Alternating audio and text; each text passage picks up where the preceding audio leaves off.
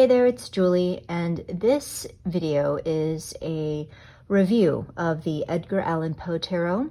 The guidebook is written by Rose Wright, and the art is by Eugene Smith. So this is not a full walkthrough or flip through, although I will show you some of the cards. But it's just more of chatting with you about my impressions of the deck after working with it. I think I started working with it towards the end of September. And I've mentioned in a previous video that this was a gift from a friend who shares my appreciation of Edgar Allan Poe's writing. And I'm not a fanatic. You know, I haven't read every single thing by him, but I have read several of his poems and stories, and I have taught his works as a former teacher. And actually, Matt and I recently visited the Poe Museum in Virginia, and we were really bad about taking pictures. I think we took just a couple, but I've just always found Poe's life to be very interesting. So as you can see, the box is typical Llewellyn presentation with the magnetic clasp. Here's the inside. Got the pull-out ribbon. So it's nice. I typically don't keep my decks in these big boxes, but I know that other people enjoy them. So let's take a look at the guidebook first. Here is the companion book, again written by Rose Wright. And I will say that this is the second time that this has happened to me with a Llewellyn guidebook, but I don't know if you can see here, but the pages are already starting to separate from the spine. And this happened to me with the Darkwood Tarot as well. And I did request another copy of the guidebook for the Darkwood and received one. I haven't for this because I'm okay with it. I don't really care enough. I'm too lazy. So sorry if you can hear that in the background. That's my cat. So here's author and artist.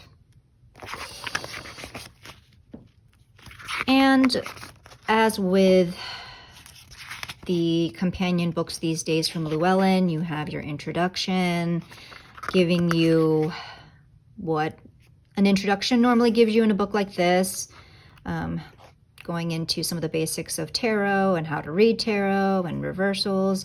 And this does also go a little bit into Poe's biography. And it does mention that several of the images depict more of the shadow aspect of the card and the story that it's paired with. So the guidebook then goes into the descriptions of all the cards. You get the full picture, which is fantastic. I do love that about these companion books. It also makes you a little spoiled because after seeing this picture and then getting the card that's like half the size, you wish the images were a little bigger. But in any case, so you have a description of the explanation of the story, the scene that you are seeing within the card. And then it goes into the general meanings of that card, upright and then reversed. And so that's pretty much it throughout. At the end, the book does provide some spreads. We've got some of the basic spreads here. And I did do most, if not all, of these Edgar Allan Poe spreads. And I did enjoy them. So that's the guidebook. It's, in my opinion, definitely necessary to read the guidebook so that you can understand the reasoning behind why a particular scene from the story is being paired with the card. And, you know, some of the pairings worked well, and then, you know, no surprise, some didn't and felt forced to me. Here is the deck. Typical Llewellyn cardstock that a lot of people hate. It's thin. It's very shiny, so it's slippery. I decided to edge the deck in red to match the accent colors of the back, which, by the way, I do love this back. It is reversible. So I'll go ahead and show a few cards. I personally do love how the deck uses the motif of the color blue in a lot of the images. I think it does create this kind of cohesive mood, an appropriate atmosphere. And I think the images are, on the whole, lovely.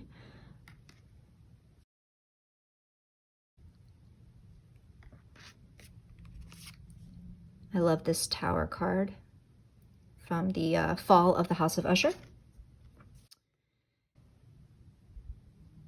And while Poe's writing leans towards the more horrific and macabre, the deck does incorporate lighter imagery as well, which I appreciate. So, for instance, you've got these cards here. Hi, Lulu.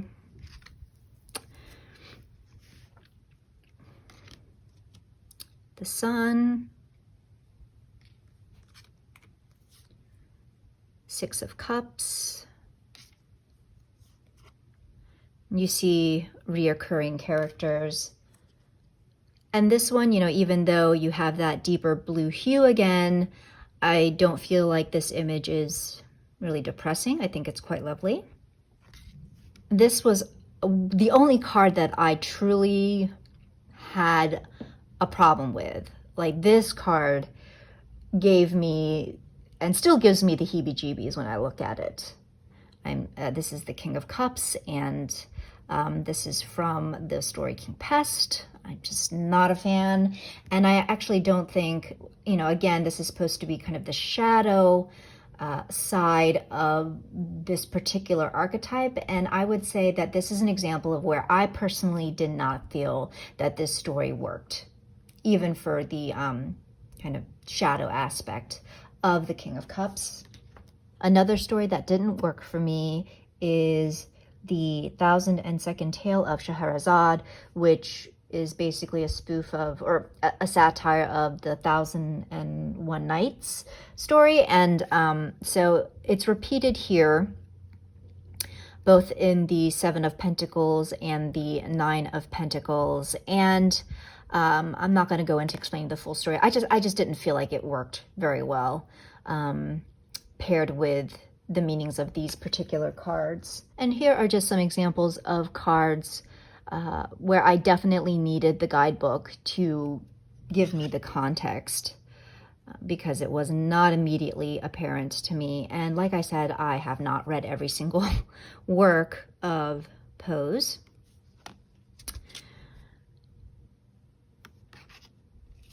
Five of Swords, again, not a favorite of mine.